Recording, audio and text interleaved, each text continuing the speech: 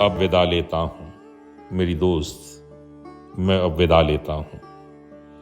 मैंने एक कविता लिखनी चाहिए थी, सारी उम्र जिसे तुम पढ़ती रह सकती। उस कविता में महकते हुए धनिया का जिक्र होना था, ईख की सरसराहट का जिक्र होना था। उस कविता में वृक्षों से टपकती ओस और बाल्टी में दोहे दूध पर गाती झाग का जिक्र होना था।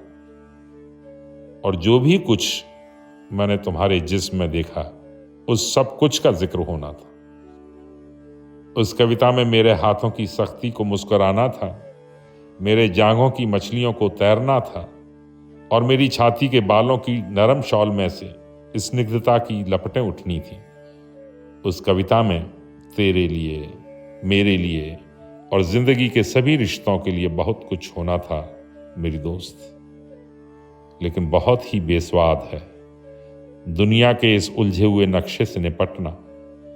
और यदि मैं लिख भी लेता शगुनों से भरी वह कविता, तो उसे वैसे ही दम तोड़ देना था तुम्हें और मुझे छाती पर बिलखते छोड़कर।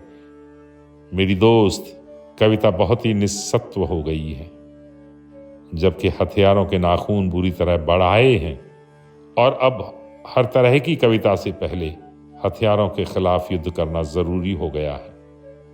युद्ध में हर चीज को बहुत आसानी से समझ लिया जाता है, अपना या दुश्मन का नाम लिखने की तरह।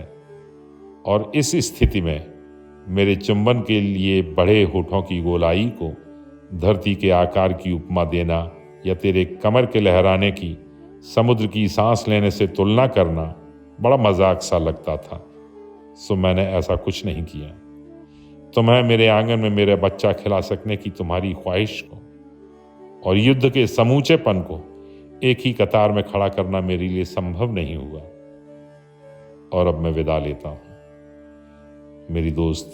हम याद रखेंगे कि दिन में लोहार की भट्टी की तरह तपने वाले अपने गांव के टीले रात को फूलों की तरह महक उठते हैं और चांदनी में पगे हुए टोक के ढेरों पर लेटकर स्वर्ग को गाली देना बहुत संगीतमय होता है। हाँ, यह हमें याद रखना होगा, क्योंकि जब दिल की जेबों में कुछ नहीं होता, याद करना बहुत ही अच्छा लगता है।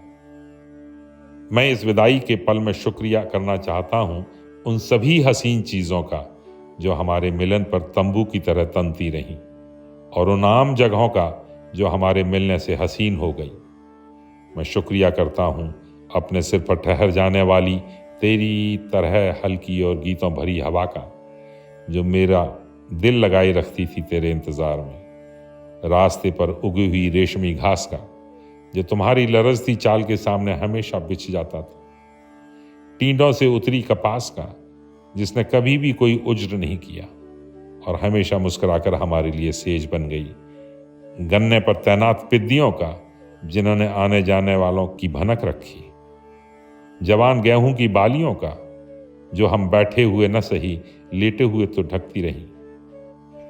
मैं शुक्रगुजार हूं सरसों के नन्हे फूलों का, जिन्होंने कई बार मुझे अवसर दिया तेरे केशों से पराग केसर झाड़ने का। मैं आदमी हूं, बहुत कुछ छोटा छोटा जोड़कर बना हूं, और उन सभी चीजों के लिए जिन्होंने मुझे बिखर जाने से बचाए रखा, मेरे पास शुक्राना है।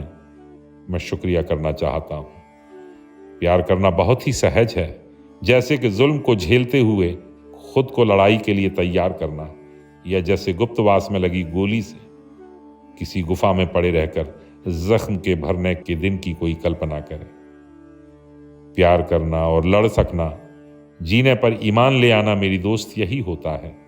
धूप की तरह खिल जाना और फिर आलिंगन में सिमट जाना, बारूद की तरह भड़क उठना और चारों दिशाओं में गूंज जाना, जीने का यही सलीका होता है।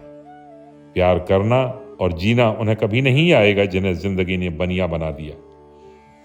जिस्म का रिश्ता समझ सकना, खुशी और नफरत में कभी भी लकीर न खींचना, जिंदगी के फैले हुए आकार पर फिदा होना, सहम को चीर कर मिलना और विदा होना बड़ी शूरवीरता का काम होता है मेरी दोस्त। मैं अब विदा लेता हूं। तू भूल जाना मैंने तुम्हें किस तरह पलकों के भीतर पाल कर जवान किया, कि मेरी नजरों ने क्या कुछ नहीं किया। तेरे नक्शों की धार बांधने में कि मेरे चंबनों ने कितना खूबसूरत बना दिया तुम्हारा चेहरा, कि मेरे आलिंगनों ने तुम्हारा मोम जैसा शरीर कैसे सांचे में ढाला। तो यह सभी कुछ भूल जाना मेरी दोस्त, सिवाय इसके कि मुझे जीने की बहुत लोचा थी, कि मैं गले तक जिंदगी में डूबना चाहता था। मेरे भी हिस्से का जी लेना मेरी दोस्त, मेरे भी हिस्से का जी लेना।